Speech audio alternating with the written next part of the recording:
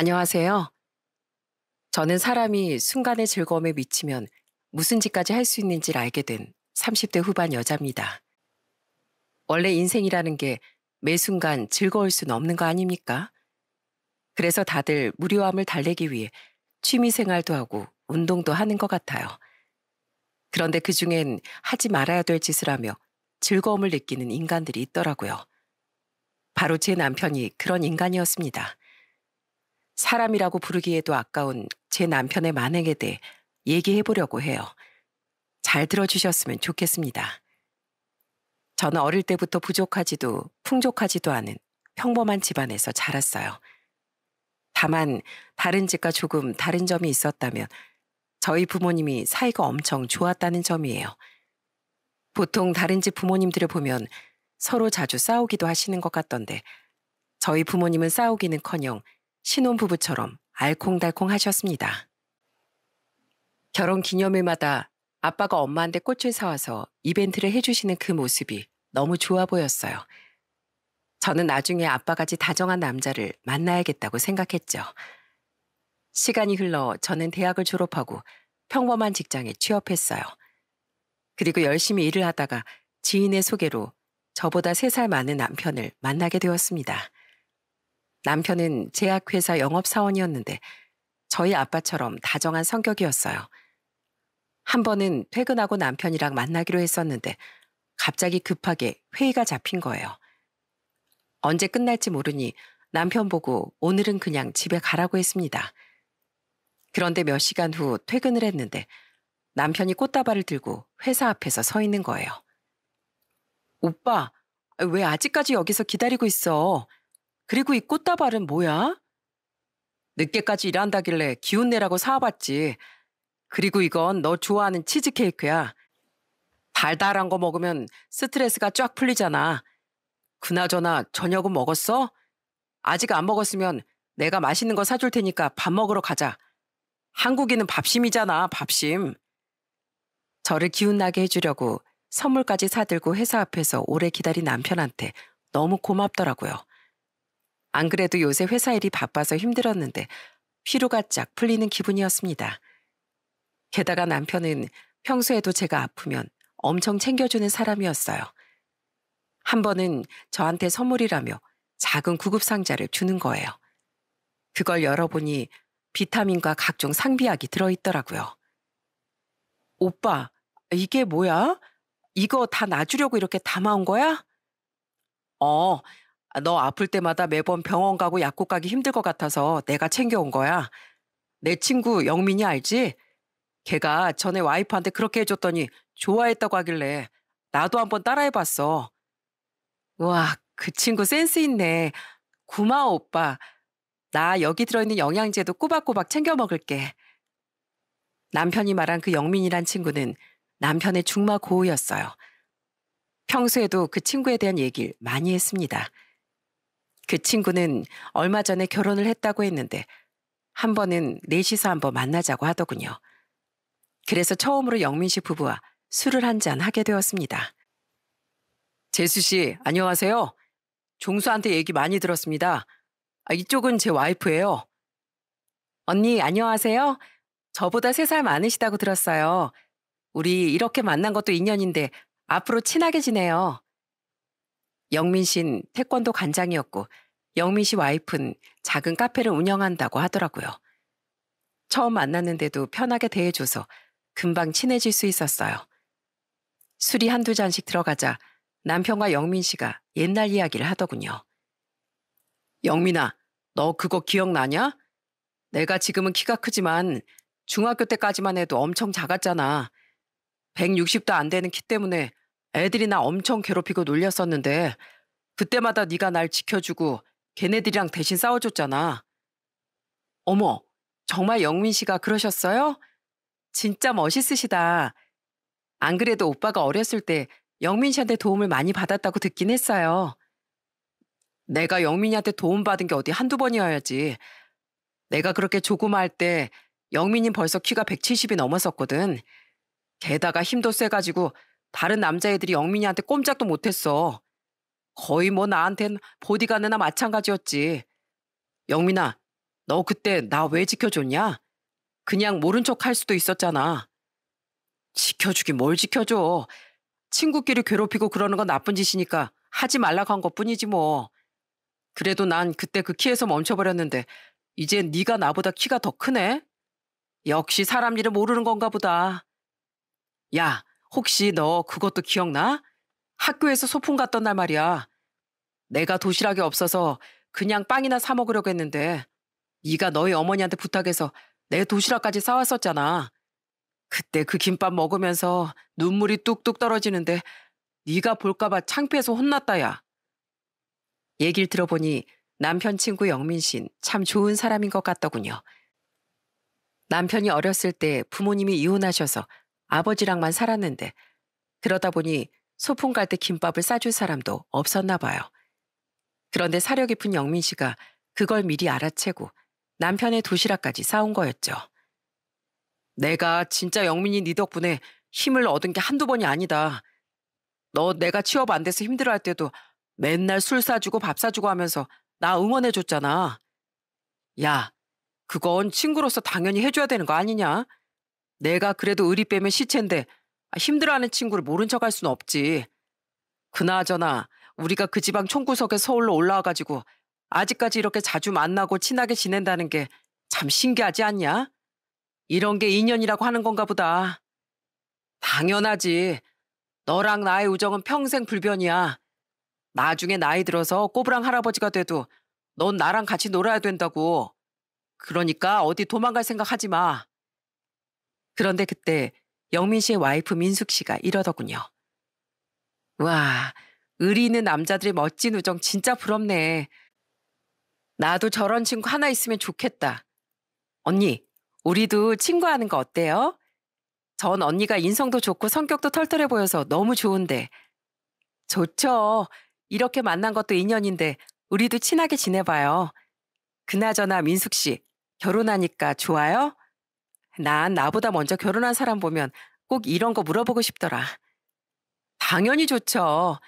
어떤 사람들은 결혼은 뭐 지옥이라고 얘기하기도 하는데 제가 해보니까 결혼은 천국이에요. 사랑하는 사람이랑 같이 살면서 일상생활을 공유한다는 게 얼마나 행복한데요. 언니도 얼른 결혼해요. 저는 그날 영민 씨 부부랑 수다도 많이 떨고 정말 재미있게 놀았습니다. 성격이 잘 맞아서 대화도 잘 통하고 너무 좋더라고요. 그 이후에도 자주 영민 씨네 부부와 만남을 가졌습니다. 둘이 워낙에 친하다 보니 껌딱지처럼 붙어 다녀서 자연스레 저랑도 자주 만나게 되더라고요. 그렇게 남편과 2년 가까이 만나다 결혼 준비를 하게 되었습니다. 예비 시아버진 남편이 고등학생 때 재혼을 하셨다고 해요. 그래서 저한텐 예비 시어머니가 둘이었습니다. 처음 예비 시댁에 인사를 드리러 갔는데 예비 시어머니께선 제 손을 꼭 붙잡고 이렇게 말씀하시더군요. 아이고, 이렇게 참한 아가씨가 우리 종수의 짝이 되다니 정말 고마워요. 아가씨도 알겠지만 내가 종수의 친모가 아니에요. 그래도 가슴으로 낳아서 나름 최선을 다해서 키웠는데 아마 부족한 점이 많았을 거예요. 그런데 우리 종수가 어느새 이렇게 어른이 되어서 가정을 꾸린다고 하니까 너무 기뻐서 눈물이 다 나오네요. 우리 종수 잘 부탁해요. 그럼요, 어머님. 걱정하지 마세요. 저 오빠랑 결혼해서 오순도순 행복하게 잘 살게요. 오빠 이렇게 듬직하게 키워주셔서 정말 감사합니다. 그런데 그때 옆에 있던 예비 시동생이 깔깔 웃으며 예비 시아버지한테 이러더군요. 이야, 이제 우리 형 장가 가니까 우리 아버지 소원 풀었네요. 형 친구들 다 장가 갈 때 형만 안 간다고 아버지가 엄청 걱정했잖아요. 그럼 걱정했고 말고 아무리 요샌 다 늦게 결혼한다지만 그래도 부모는 항상 자식을 걱정할 수밖에 없는 거야. 그나저나 이제 네 형 장가 가니까 다음엔 너야 임마. 그러자 이번엔 옆에 있던 시누이가 한마디 하더군요. 어휴, 난 막내라서 다행이다.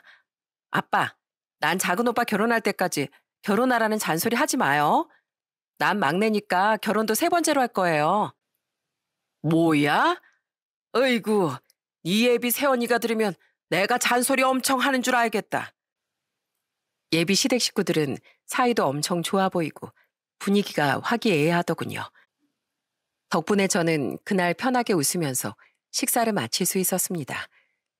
그렇게 예비 시댁에 인사를 마친 후 이번엔 남편의 친어머니께 인사를 드리러 갔어요.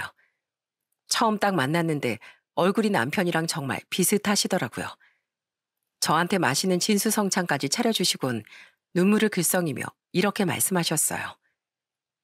내가 우리 종수 어릴 때 곁에 있어주지 못해서 너무 미안했는데 이젠 옆에 평생 함께할 반려자가 생겨서 너무 마음이 놓이네요. 내가 형편이 안 돼서 많이 못 주지만 이거라도 결혼 자금으로 써요. 네?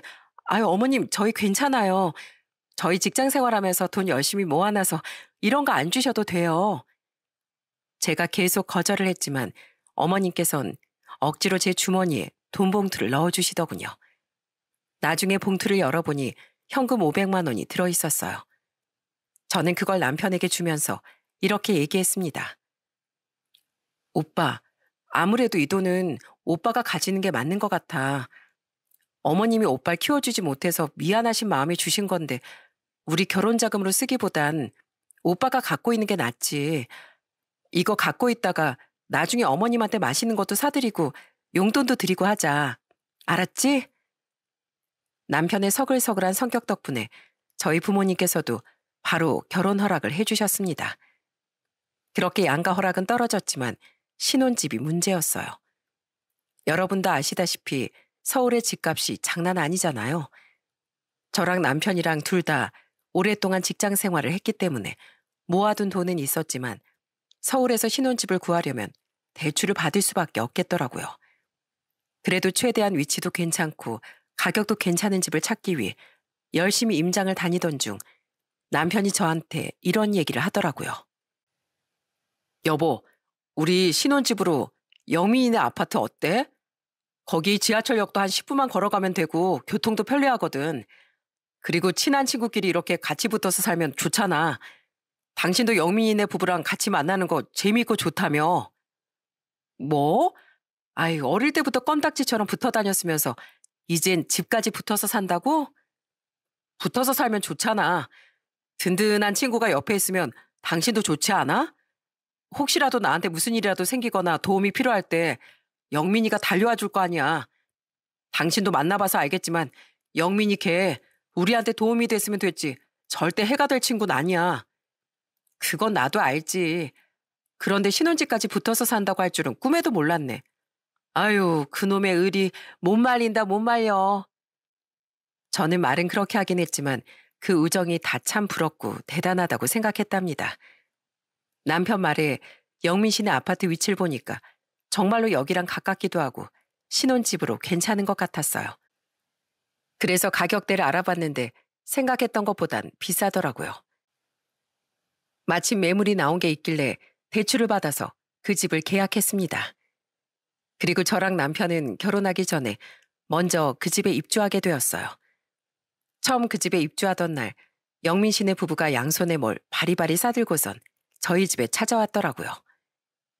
재수 씨, 오늘 기분 좋은 날인데 축하 파티 한번 해야죠. 제가 오늘 특별히 아끼던 양주도 가져오고 먹을 만한 안주도 좀 챙겨왔습니다. 그렇게 저는 영민 씨네 부부랑 같이 양주도 한 잔 마시며 도란도란 수다를 떨었습니다. 영민 씨는 저희 집을 한 바퀴 둘러보면서 감탄을 하더라고요. 이야, 재수 씨 인테리어에 진짜 소질 있네. 우리랑 같은 아파트인데 인테리어 하나 차이로 어떻게 이렇게 집이 깔끔하고 예뻐요? 재수 씨, 나중에 우리 집도 좀 이렇게 해주면 안 돼요? 알았어요. 제가 나중에 날 잡아서 실력 발휘 한번 해드릴게요. 와, 정말요? 그럼 공짜예요, 공짜? 그럼요. 오빠랑 영민 씨랑 어떤 사이인지 뻔히 다 아는데 당연히 공짜로 해드려야죠. 제가 아주 예쁘게 꾸며드릴 테니까 기대하고 계세요. 그런데 그때 옆에 있던 민숙 씨가 잔을 들면서 이렇게 말하더군요. 자, 우리 이웃사촌 된 기념으로 짜네요. 언니, 얼른 잔 들어요. 언니랑 종수 씨 행복한 결혼 생활을 위해서 건배! 그렇게 우린 몇 번이나 잔을 부딪히며 깔깔대고 웃었답니다. 첫 입주날부터 웃음으로 시작하니 앞으로 이곳에서 시작될 저의 신혼생활이 행복할 것 같다는 생각이 들더군요. 그런데 어느 정도 술에 취했을 때 민숙 씨가 저한테 이런 말을 하더군요. 언니, 언닌 여기에서 살면서 애 몇 명 낳고 사실 거예요? 저요? 글쎄요. 여유가 되면 좀 많이 낳고 싶긴 한데 현실적으로는 한두 명 정도 생각하고 있죠. 그런데 민숙 씨는 아직 좋은 소식 없어요? 그래도 결혼한 지 2년 좀 넘었잖아요. 좋은 소식이 있었으면 언니한테 벌써 말했죠. 노력은 하고 있는데 애가 잘 안 생기더라고요. 조금 더 노력해보고 안 되면 시험관도 생각하고 있어요. 어차피 애를 낳을 거라면 더 나이 먹기 전에 시도하는 게 좋은 것 같아서요. 언니, 우리 나중에 둘 다 애 낳으면 키즈 카페도 같이 가요. 원래 그런 데는 친한 엄마들끼리 가면 더 재밌는 거잖아요. 그렇게 저랑 민숙 씨는 여자들끼리만 대화할 수 있는 얘기들도 많이 하면서 좋은 시간을 보냈습니다. 그리고 그 이후엔 바로 옆동에 살아서 그런지 자연스레 민숙 씨와 더 친해지게 되었어요. 한 번은 주말에 남편이 영민 씨랑 같이 동창회를 간다고 하더라고요. 그래서 저 혼자 집에서 쉬고 있었는데 갑자기 민숙 씨한테서 전화가 왔어요. 저희끼린 진작에 다 연락처를 교환했었거든요. 언니, 우리 오늘 남자들도 없는데 우리끼리 놀래요? 오늘 비도 많이 와서 우리 카페에 손님도 별로 없는데 한번 놀러 와요. 저는 그 말에 민숙 씨가 운영하고 있는 작은 카페에 놀러 갔습니다. 가보니 크기는 아담했지만 인테리어도 예쁘고 분위기도 좋더라고요. 민숙 씨가 내려주는 커피를 마시면서 빗소리를 배경음악 삼아 수다를 떠니까 너무 힐링되고 좋더라고요. 그렇게 한참 같이 시간을 보내고 있던 중 민숙 씨가 저한테 이러더군요. 언니, 지금 남자들 뭐 하나 궁금하지 않아요? 제가 우리 남편한테 영상통화 걸 테니까 언니도 이리 옆으로 붙어봐요. 그 말에 민숙 씨 옆자리로 가서 찰싹 붙어 앉자 민숙 씨가 영민 씨한테 영상통화를 걸더군요. 민숙 씨는 영민 씨가 전화를 받자마자 밝은 목소리로 이렇게 말했어요. 여보, 재밌게 놀고 있어? 당신이 놔두고 동창회 가서 심심하길래 나도 언니랑 같이 놀고 있어. 재수 씨도 같이 있네요. 뭐야, 둘이 언제 이렇게 친해진 거예요? 이젠 우리 없어도 둘이서만 만나는 사이가 된 거예요? 이제는 나랑 종수보다도 더 친한 것 같은데요. 영민 씨랑 우리 남편이랑 절친인 것처럼 나도 민숙 씨랑 절친하기로 했어요. 남자들끼리만 친하면 섭섭하잖아요. 우리 둘이서 맛있는 저녁도 먹고 여자들끼리 데이트 좀 할 거니까 영민 씨도 재미있게 놀다가 와요. 알았죠? 저는 그날 민숙 씨네 카페 근처에서 맛있는 저녁도 사 먹고 한참 동안 수다를 떨다가 집에 들어왔습니다. 가까운 곳에 마음이 잘 통하는 친구가 생긴 것 같아서 너무 기분이 좋더라고요. 그런데 한 번은 민숙 씨가 저한테 꽃꽂이를 같이 배우자고 하길래 같이 배우러 간 적이 있었습니다. 우와, 민숙 씨 손재주 되게 좋네요. 진짜 처음 하는 거 맞아요? 그럼요. 저 이런 거 진짜 처음 해봐요. 그런데 언니, 언제까지 저한테 민숙 씨라고 할 거예요? 이제부턴 그냥 민숙이라고 불러요. 존댓말도 쓰지 말고요. 아, 그럼 그럴까? 그나저나 민숙아, 넌 어쩜 얼굴도 예쁘고 손재주까지 좋니? 그리고 내가 예전부터 생각했는데 너 몸매도 진짜 탄탄하잖아. 도대체 몸매 관리를 어떻게 하는 거야? 나한테도 그 비법 좀 알려주면 안 돼? 사실 저 매일매일 요가 하거든요. 나중에 우리 집에 오면 언니한테도 제가 요가 알려드릴게요. 그렇게 저는 며칠 후 민숙이네 집에 놀러 갔습니다. 민숙이는 거실에 요가 매트를 깔아놓고 저한테 친절하게 요가 동작을 알려주더라고요. 언니, 허리를 쭉 펴고 한쪽 다리를 옆으로 들어서 한번 접어보세요. 발바닥을 허벅지에 딱 붙이고 두 손은 앞으로 모으고요. 아, 아우, 이거 이렇게 하는 거 맞아? 중심 잡기가 너무 힘든데? 넘어진다. 저는 한 발로 서서 자세를 취하다가 그만 중심을 잃고 넘어지고 말았습니다. 너무 웃기고 민망해서 깔깔 웃었는데 민숙이도 배를 잡고 웃다가 저한테 이러더라고요. 언니, 원래 처음 하는 사람들은 다 그렇게 넘어지고 그러는 거예요. 오늘 제가 동작 몇 개 알려드릴 테니까 집에 가서 꼭 연습해요. 알았죠? 그렇게 저는 저희 남편과 영민 씨가 친한 것처럼 민숙이와 정말 절친한 사이가 되어갔습니다. 그러다가 어느덧 결혼식 날이 되었어요. 저희 결혼식의 사회는 바로 영민 씨가 맡아서 해줬어요. 게다가 영민 씨는 저희 부부를 위한 축사까지 해주더라고요. 얼마나 긴장을 많이 했는지 덜덜 떨리는 손으로 마이크 앞에 서서 이렇게 얘기하더군요. 사랑하는 내 친구 종수야, 네가 드디어 평생의 반려자를 만나서 결혼을 하는구나. 30년 전 우리가 초등학생일 때 너랑 나는 조그맣고 철없는 꼬맹이였는데 어느새 우리 둘 다 어엿한 어른이 되어 가정을 이렇게 꾸리게 되었다는 게 믿어지지 않아. 너랑 30년간 단짝 친구로 붙어 다니면서 참 많이 싸우기도 했는데 그래도 힘들 때마다 서로 의지할 수 있어서 얼마나 든든했는지 몰라.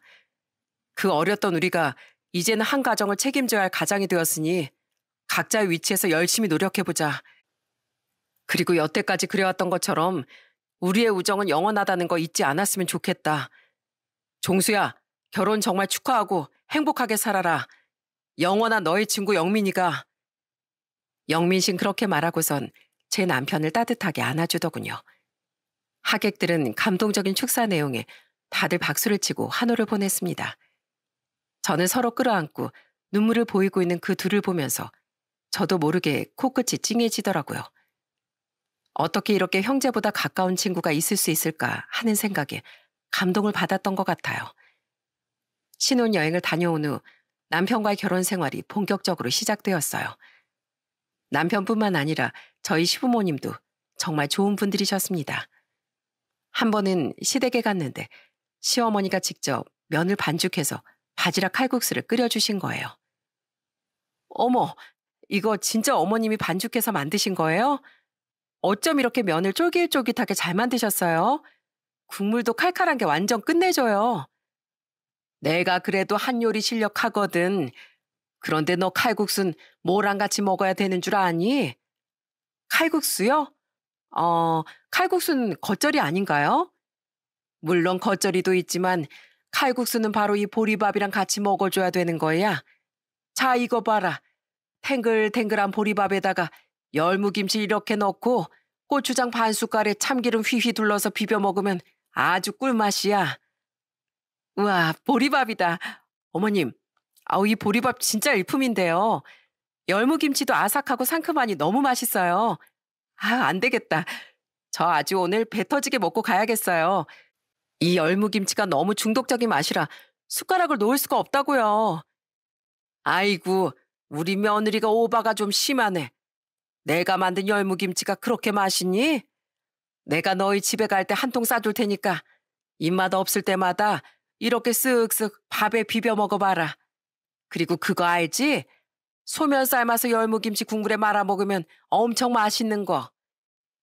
시댁에 갈 때마다 항상 맛있는 걸 챙겨주시고 저를 따뜻하게 대해주셔서 너무 좋았어요. 그리고 남편도 저희 친정 부모님이랑 정말 잘 지내더라고요. 남편은 특히 저희 아빠가 등산을 갈 때마다 항상 따라가려고 하더군요. 아버님, 오늘도 등산 가세요? 그럼 저도 데리고 가셔야죠. 저 시골 사람이라 산이랑 되게 친하잖아요. 그럼 오늘도 내려올 때 저랑 막걸리에 파전 먹고 오시는 거 어때요? 지난번엔 아버님이 사주셨으니까 오늘은 제가 쏩니다. 아이고, 우리 이서방이 따라간다고야 하면 나야 좋지. 그럼 우리 오늘 남자끼리 등산하면서 땀 한번 쭉 빼보자고. 양가 그렇게 모두 잘 지내니까 얼마나 행복하고 좋았는지 몰라요. 게다가 가까운 곳에 친한 친구도 있으니 심심할 일도 없고 항상 즐겁더라고요. 저희는 결혼한 이후에도 계속 영민 씨네 부부랑 자주 왕래하며 지냈어요. 가끔은 서로의 집에 가서 같이 저녁을 먹기도 했죠. 그런데 한 번은 저랑 남편이 영민 씨네 집에 가서 저녁을 먹은 적이 있었어요. 반찬 중에 깻잎 장아찌가 있었는데 저희 남편이 깻잎을 잘 못 대더라고요. 그런데 그때 민숙이가 아무 말 없이 젓가락으로 저희 남편의 깻잎을 떼주더군요. 그걸 본 저는 민숙이에게 이렇게 말했습니다. 민숙아, 너 진짜 다정하다. 어쩜 나보다도 먼저 우리 남편 깻잎을 떼줘? 그러자 저희 남편도 이렇게 얘기하더군요. 그러게. 역시 영민이 네가 와이프를 잘 얻었네. 세상에 이렇게 상냥한 와이프가 어디 있냐? 뭐야, 당신 지금 내 앞에서 민숙이만 칭찬하는 거야? 그럼 난 민숙이보다 별로라는 거야? 아유, 뭘 그런 말을 해. 당연히 당신이 재수 씨보다 더 최고지. 그렇게 평소처럼 수다를 떨며 한참 밥을 먹고 있었어요. 그런데 자꾸 저희 남편이랑 민숙이가 서로를 마주보면서 피식거리고 웃는 거예요. 그래서 제가 남편한테 이렇게 물었습니다. 뭐야? 둘이서 왜 자꾸 피식거려? 재밌는 일 있으면 둘이서만 알지 말고 우리한테도 좀 얘기해줘봐. 아니야. 아니, 갑자기 회사에서 있던 웃긴 일이 생각나서. 재수 씨, 왜 자꾸 아까부터 저 따라서 웃어요? 재수 씨가 웃으니까 더 웃기잖아요. 아니, 종수 씨가 웃을 때마다 이빨에 낀 고춧가루 때문에 웃긴 걸 어떡해요. 저도 웃기게 만들지 말고 얼른 입 헹구고 와요. 아이 참, 고춧가루가 언제 꼈대? 여보, 나 잠깐 입 좀 헹구고 올게. 그때까진 워낙 서로 친하다 보니까 별 생각이 없었어요. 하지만 얼마 후 둘이 왜 그렇게 피식거렸는지 알게 되었습니다. 남편과 결혼을 한 지 2년쯤 되었을 때였어요. 저희 아파트에서 입주자 회의가 있었는데 하필 평일 낮 시간이더라고요. 저는 마침 좀 쉬고 싶기도 해서 회사에 연차를 내고 입주자 회의에 참석했습니다. 거기에서 우리 아파트 시설 문제나 층간소음 문제 등 여러 안건을 다루었어요. 그런데 입주자 회의가 끝나고 집으로 돌아가려던 그때 동대표 아주머니가 갑자기 저를 툭 하고 치시는 거예요. 제가 놀라서 돌아보니까 아주머니가 저한테만 들리게 속삭이면서 이렇게 말씀하셨어요. 세대, 혹시 요즘에 남편이랑 무슨 일 있는 거 아니지? 네? 무슨 일이요? 저희 아무 일도 없는데요. 그래? 이상하다. 아니, 내가 저번부터 뭐 물어보고 싶은 게 있었거든. 그런데 이걸 얘기를 해야 되나 말아야 되나? 뭔데 그러세요? 그냥 편하게 말씀하세요. 아니, 세댁 혹시 지금 남편이랑 이혼 소송 중이야? 정말 잘 지내고 있는 거 맞아? 저는 뜬금없는 동대표 아주머니의 말에 어안이 벙벙해졌습니다. 남편하고 아무 문제도 없었는데 갑자기 이혼 소송 중이냐고 물어보니까 너무 당황스러웠어요. 네? 이혼 소송 중이라뇨? 저희 아무 문제도 없이 잘 지내고 있는데 갑자기 그게 무슨 질문이세요? 아유, 진짜 아니라는 거지? 그런데 참 이상하네. 아니, 내가 오늘 백이동에 볼 일이 있어서 잠깐 들렀는데 새댁 남편이 글쎄 백이동으로 들어가더라고. 저희 남편이요? 에휴, 혹시 잘못 보신 거 아니에요? 잘못 볼 리가 있나? 새댁하고 새댁 남편이 나 볼 때마다 꼬박꼬박 인사를 하는데 내가 얼굴을 착각할래야 착각할 수가 없지. 내가 그걸 한 번 본 거면 얘기도 안 하겠는데 최근 들어 두세 번이나 새댁 남편이 백이동으로 들어가는 걸 봤거든. 왜 여자의 촉이라는 게 있잖아. 아무래도 이상한 것 같아서 새댁한테 이렇게 물어보는 거야. 아, 그래요? 일단 알겠습니다. 알려주셔서 감사해요. 저는 그 얘기를 듣고 심장이 막 쿵쾅거리더군요. 남편이 들어갔다는 백이동은 영민 씨네 집이었거든요. 더 이해가 안 가는 건 그날이 평일이라 남편이 그 집에 들어갈 일이 없다는 거였습니다. 영업직이라 출장은 갈 수 있지만 업무 시간에 갑자기 친구네 집을 갈 리가 없잖아요. 저는 너무 느낌이 싸했지만 그래도 혹시나 남편이 영민 씨를 보러 간 건 아닐까 하는 생각에 영민 씨한테 전화를 걸었습니다. 영민 씨, 다름이 아니라 혹시 오늘 집에 잠깐 오신 적 있으세요? 네? 갑자기 그건 왜요? 저 아침에 태권도장에 출근했다가 한 번도 집에 들어간 적 없는데요. 퇴근 전까진 굳이 집에 갈 일은 없죠. 그런데 그건 왜요? 오늘 집에 간 적이 없다는 영민 씨의 말을 듣고 불안했던 제 마음에 퍼즐이 딱 맞아떨어지는 듯한 느낌이 들더군요. 생각해보니 민숙이가 일주일에 카페를 딱 하루 쉬는데 오늘이 바로 쉬는 요일이었던 거예요. 여러분은 친구도 없이 친구 와이프만 있는 집에 굳이 갈 이유가 있다고 생각하시나요? 저는 불길한 느낌에 바로 남편에게 전화를 했습니다. 여보, 지금 어디야? 나? 오늘 하루 종일 원주에 출장 갔다가 지금 올라가는 중이야. 아유, 운전을 오래 했더니 몸이 너무 피곤하네. 그래? 그럼 오늘 하루 종일 원주에만 있었던 거야? 어, 아침에 회사 출근했다가 바로 원주로 달려갔지. 지금 올라가는 중이니까 회사에 다시 들렀다가 저녁에 퇴근해서 집에 갈 거야. 남편은 출장 갔다가 올라오는 길이라고 했지만 저는 그 말이 거짓말이라는 확신이 들었어요. 한두 번도 아니고 동대표 아주머니가 두세 번씩이나 저희 남편의 얼굴을 헷갈릴 일은 없다고 생각했거든요. 게다가 저한테 일부러 거짓말을 하실 이유도 없었고요. 저는 아무래도 제가 모르는 끔찍한 일이 일어나고 있다는 생각에 손이 덜덜 떨렸습니다. 저는 그때부터 남편 몰래 남편을 뒷조사하기 시작했어요. 요즘에 이런 분류 문제 때문에 심부름센터에 의뢰하는 사람이 굉장히 많다고 하더라고요.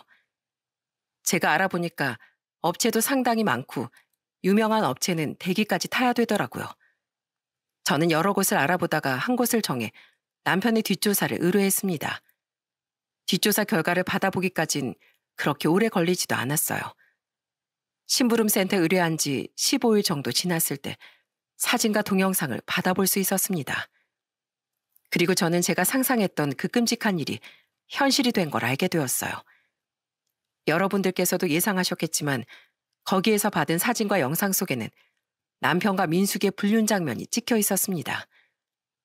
저는 그 사진들을 보면서 다리가 후들후들 떨려 제대로 서 있을 수도 없었어요. 아무리 요즘에 바람 피우는 사람이 많다고 하더라도 제 남편은 절대 안 그럴 줄 알았거든요.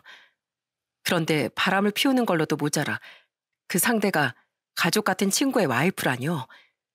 저는 극심한 배신감과 충격에 제정신이 아니었습니다. 머리는 핑 돌고 온몸에 힘이 없었지만 저는 그 증거들을 가지고 영민 씨네 태권도장으로 향했어요.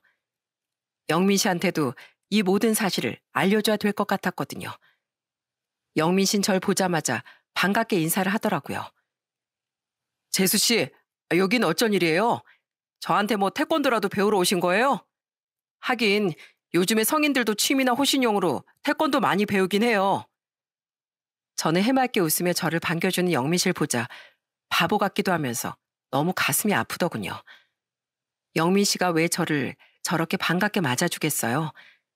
제가 좋아서가 아니라 정말 사랑하고 좋아하는 친구의 와이프라서 그런 거겠죠. 그런데 그 친구가 자기를 배신했다는 사실을 알면 얼마나 충격을 받겠어요.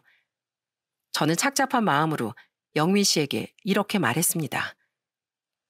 영민 씨, 저랑 잠깐 얘기 좀 해도 될까요?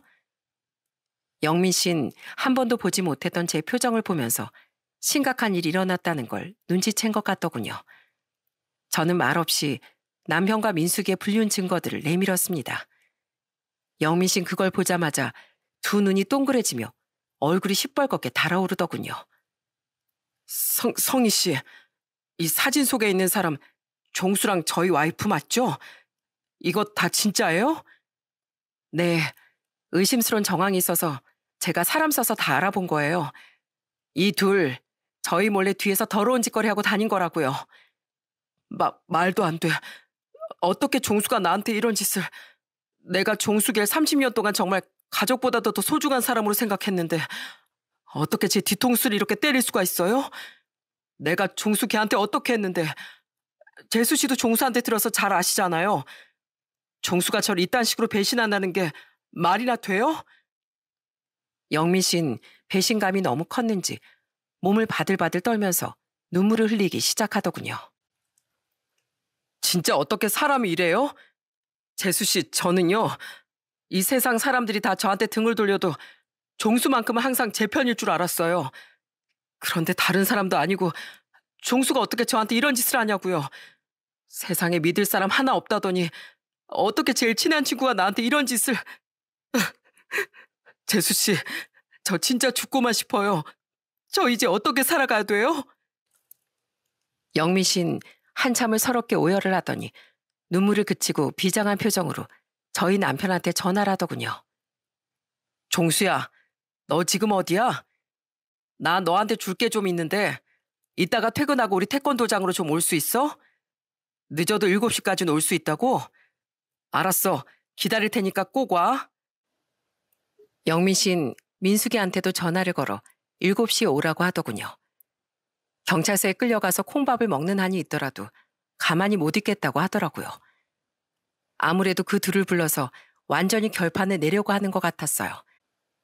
저도 그 둘한테 볼 일이 있는 입장이었기 때문에 영민 씨의 태권도장에서 그 둘이 올 때까지 기다렸습니다. 그러다가 7시가 되기 10분 전 저희 남편이 먼저 태권도장에 도착했어요. 영민아, 나 왔어. 뭐야, 당신은 왜 여기 있어? 당신 여기서 태권도 배워서 나 괴롭히려고 여기 온 거지? 아, 당신 태권도 배워서 힘세지면 곤란한데? 남편은 아무것도 모르고 저한테 장난식으로 얘기를 하더군요. 그런데 그 순간 영민 씨가 저희 남편한테 성큼성큼 걸어가 남편 얼굴에 제가 준 사진들을 확 뿌려버리더군요. 그 사진들이 하나씩 바닥에 떨어지기 시작하자 그 사진을 본 남편은 깜짝 놀라 부들부들 떨기 시작했습니다. 야, 영민아, 이걸 대체 어떻게... 야, 이종수, 이 사진들이 뭔지 네 입으로 한번 실토해보시지. 이 사진 속에 있는 거 너랑 내 와이프잖아. 너희들이 왜 이렇게 다정하게 붙어먹고 있는 건데? 그건... 영민아, 이건 오해야. 너도 내가 재수 씨랑 친한 거 알잖아. 친한 사이 가끔 밖에서 만날 수도 있지. 왜 그래? 친해서 가끔 밖에서 만난 거라고? 넌 이 사진을 보고서도 그런 말이 나와? 이게 그냥 단순히 친한 친구 사이의 모습이냐고. 너 솔직히 얘기해. 너 나랑 친구가 맞긴 맞냐? 날 친구로 생각하긴 한 거냐고. 어디 할 짓이 없어서 다른 사람도 아닌 내 와이프를 건드려? 난 너랑 항상 얘기했던 것처럼 우리의 우정이 무덤까지 영원할 줄 알았어. 그런데 어떻게 네가 이딴 식으로 날 배신해? 미안해, 영민아. 내가 잘못했어. 잘못했으면 벌을 받아야지. 설마 그냥 넘어갈 생각은 아니겠지? 영민 씨는 그때부터 일방적으로 남편을 짓밟기 시작하더군요. 저는 남편이 당하는 걸 보면서도 말리지 않았어요. 저도 지금 영민 씨랑 똑같은 마음이었으니까요. 남편은 바닥에 널브러져선 엉엉 울면서 영민 씨한테 빌기 시작하더군요. 영민아, 우리 대화로 하자. 제발 내 얘기 좀 들어봐. 이렇게 증거 사진이 명확한데 도대체 무슨 얘기를 더 들으라는 거야? 이러지 마, 영민아. 제발 나랑 대화로 풀자. 대화로 풀긴 뭘 대화로 풀어. 너 같은 죄인은 죄값을 받아야 돼. 남편은 눈탱이가 밤탱이가 되어선 펑펑 울면서 계속 빌더군요. 그러다가 도저히 안 되겠는지 벌떡 일어나 뛰어서 나가려고 하는 거예요. 마침 문 쪽에 있던 저는 도망가던 남편의 발을 확 걸어버렸습니다. 제 발에 걸려 바닥에 엎어진 남편이 깜짝 놀라 소리를 지르더군요. 여보. 야, 너 나한테는 안 미안하냐? 영민 씨한테만 울고불고 빌면 끝이야? 여보, 미안해. 나 제발 나가게 해줘. 영민이 진짜 무서운 애란 말이야. 그런데 그 순간이었어요. 마침 태권도장에 들어온 민숙이가 그 장면을 보고 한눈에 눈치를 챘는지 바로 도망가려고 하더군요. 하지만 그 못된 인간을 도망가게 둘 수 있나요? 저는 민숙이의 옷을 잡아채서 태권도장 안으로 끌고 왔습니다. 민숙이도 우리 둘 앞에서 무릎을 꿇고선 빌기 시작하더군요. 여보, 진짜 미안해. 언니, 제가 정말 죽을 죄를 지었어요. 그러면 안 되는 거 아는데 종수 씨랑 너무 성격도 잘 맞고 같이 있으면 즐거워서 저도 모르게 하지 말아야 될 짓을 해버렸나 봐요. 뭐? 너도 모르게 하지 말아야 될 짓을 했다고? 웃기는 소리 하네. 네가 뇌가 없지 않은 이상 너도 모르게 이딴 짓을 하진 않았겠지. 내 앞에선 언니 하면서 친한 척 해놓고 뒤에선 둘이 붙어먹으면서 나랑 영민 씨 농락한 거잖아. 둘이서 사람 바보 만들고 더러운 짓 하니까 재밌디? 내 남편이랑 그러고 다니는 거 재밌었냐고. 언니, 저 진짜 잘못했어요. 그냥 제가 한순간에 미쳤었나 봐요. 그래, 미쳤겠지. 미치지 않고서야 그런 짓을 할 리가 없으니까. 내가 그동안 너를 좋은 동생으로 생각하고 친하게 지냈던 게 역겨워 죽겠어. 너 같은 인간이랑 웃고 떠들고 취미생활까지 같이 했던 그 시간들이 끔찍해서 미치겠다고. 그리고 이종수 너도 마찬가지야. 너 애초에 이러려고 영민 씨네 아파트로 이사 오자고 한 거야? 둘이서 편하게 불륜짓거리 하려고 일부러 가까운 곳으로 신혼집 잡은 거냐고. 여보, 그건 아니야. 진짜로 그건 아니라고. 나랑 민숙이랑 이런 사이가 된 거 그렇게 오래되지 않았어. 제발 오해하지 말아줘. 그건 내 알 바 아니고 중요한 건 넌 이제 나랑 끝이라는 거야. 넌 절대 저질러선 안 될 일을 두 가지나 저질렀어. 첫 번째는 아내인 나를 배신한 거고 두 번째는 30년 동안 너를 물심양면으로 도와준 소중한 친구를 배신한 거야. 이렇게 가까운 사이도 아무렇지 않게 배신을 때린 인간을 내가 어떻게 믿고 살겠어? 넌 앞으로 내 남편 자격 박탈이야. 당장 나랑 이혼이라고. 알아? 여보, 미안해. 제발 이혼만큼은 하지 말아줘. 어? 그러게 애초에 이런 짓을 하지 말았어야지. 너 같은 건 평생 상간남 꼬리표 달고 비참하게 사는 게 딱 어울려. 영민 씨도 한마디 해봐요. 저 여우 같은 민숙이한테 한마디 하라고요. 그러자 영민 씨는 무릎을 꿇고 울고 있는 민숙이의 뺨을 세게 한 대 후려치더군요. 그러고선 울분에 찬 목소리로 이렇게 얘기했습니다. 이민수, 넌 날 이렇게 배신한 거 후회하게 될 거야. 세상에서 가장 친했던 내 친구랑 그딴 짓거리 한 거 무조건 후회하게 될 거라고. 너희 둘 내가 절대 가만 안 둬. 내 눈에 흙이 들어와도 절대 너희들을 용서할 일은 없을 거야. 알았어? 여보. 저는 더 이상 그 둘의 얼굴을 보고 있기도 싫어서 그대로 그냥 태권도장을 나와버렸습니다. 어떻게 제 남편이란 인간이 저를 이런 식으로 배신할 수가 있는지 너무 억울하고 분해서 미칠 것 같더군요. 남편은 그날 집에 와서도 계속 저한테 용서해달라고 빌었지만 저는 절대로 남편을 용서해줄 생각이 없었어요. 그래서 남편한테 이혼을 통보하고 시댁에 찾아가 이혼을 한다고 얘기했습니다. 그러자 충격을 받은 시아버지가 남편한테 크게 호통을 치시더군요. 이 쓰레기보다도 못한 놈아.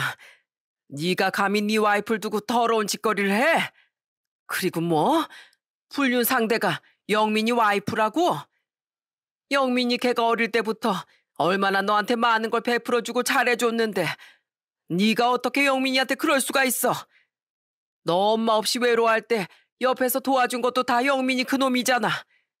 너 학교에서 괴롭힘 당할 때도 영민이가 매번 구해줬다면서 어떻게 네가 그런 짓을 저질러?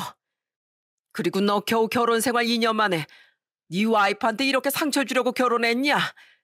네가 뭔데 이렇게 좋은 사람 인생을 망쳐? 너 오늘 내가 아주 다리몽둥이라도 부러뜨려야겠다. 나이가 40이 넘었는데도 사람 구실 못하니 애비 내가 제대로 바로잡아야 되겠다고.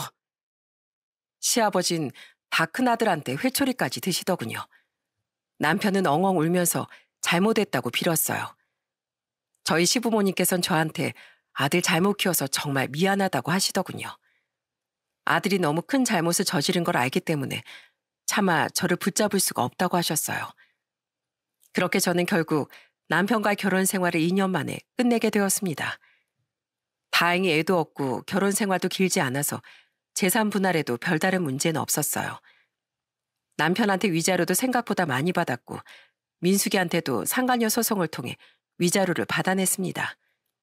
물론 영민 씨도 저희 남편한테 상간남 소송을 했고요. 그렇게 죽고 못 살던 친구 사이가 어떻게 이렇게 될 수가 있는지 너무 안타깝더군요. 민숙이 같은 경우엔 저희 남편보다 더 처참한 결말을 맞았어요. 살고 있던 집도 영민 씨 명의였고 민숙이가 운영하던 카페도 영민 씨가 차려준 거라고 하더라고요. 그래서 카페도 영민 씨가 폐업시켜버리고 민숙이도 애가 없었기 때문에 거의 맨몸으로 쫓겨났다고 하더군요. 친구와 배우자를 배신한 그 둘의 결말은 이렇게 끝이 났습니다. 모든 소송이 끝난 후 얼마 지나지 않았을 때 영민 씨한테 한번 전화가 온 적이 있었어요. 영민 씨는 차분한 목소리로 저한테 이러더군요. 재수 씨, 아니 이젠 재수 씨가 아니라 성희 씨라고 불러야 되나요? 아무튼 성희 씨, 정말 고맙습니다. 성희 씨가 뒷조사까지 해서 그 둘의 불륜 짓거리를 알아내지 못했다면 전 오랜 시간 동안 제일 친했던 친구랑 아내한테 뒤통수를 맞는 줄도 모르고 살았을 거예요. 성희 씨도 많이 충격받고 힘들었을 텐데 저한테 증거자를 공유해 주시고 알려주셔서 정말 고맙습니다. 고맙긴요. 영민 씨도 저랑 똑같은 입장이니까 당연히 알려드려야 한다고 생각했어요. 그나저나 저야 남편 하나한테만 배신당한 거지만 영민 씨는 친구랑 아내 둘한테 배신당해서 정말 상심이 크시겠어요. 그 인간이 영민 씨한테 그러면 진짜 안 되는 거였는데 30년을 제일 친한 친구로 지내면서 물심양면으로 도와준 사람한테 그러는 건 진짜 아니잖아요. 이종수 그 인간은 애초에 사람이라고 부르기도 아까운 인간이에요. 맞아요. 종수 그놈이 그런 놈인 줄 알았으면 저도 진작에 친구가 함께 끊었을 겁니다. 종수 걔 요즘에 저희 친구들 사이에서도 완전히 고립돼 버렸어요. 친구 안에 꼬시는 놈을 누가 곁에 두고 싶겠어요? 주변 사람들이 다 멀리하니까 외로운지 자꾸만 다른 친구들한테 들러붙는 것 같은데 다들 매몰차게 내치고 있나 봐요. 어쩌면 당연한 결과죠. 제일 친했던 친구도 배신하는데 다른 친구들도 배신하지 않으라는 법 없잖아요. 영민 씨한테 얘기를 들어보니 전 남편은 친구 사이에서도 완전히 외톨이가 된 것 같더군요. 아마 상간남 꼬리표도 평생 따라다녀서 제대로 된 인간관계 만들긴 힘들 겁니다. 그건 민숙이도 아마 마찬가지겠죠. 한순간의 즐거움에 빠져 잘못된 만남을 했던 그들은 결국 그렇게 나락에 빠지고 말았습니다. 제가 전 남편이랑 이혼하고 나니까 저희 부모님은 제 등을 토닥여주면서 응원을 해주시더라고요. 엄마가 절 끌어안으며 위로를 해주실 때 가슴이 따뜻해지는 걸 느꼈습니다. 성희야, 이서방이랑 이혼 정말 잘했다. 네가 잘못해서 이혼한 것도 아니고 요즘엔 이혼이 흠도 아니라니까 기죽지 말고 어깨 펴고 당당하게 살아. 그나저나 너희 사이에 애가 없어서 정말 다행이구나. 아직 네 나이가 젊으니까 언제든지 더 좋은 사람 만나 새 출발할 수 있어. 그러니까 앞으론 그딴 놈은 있고 너만 생각하려무나.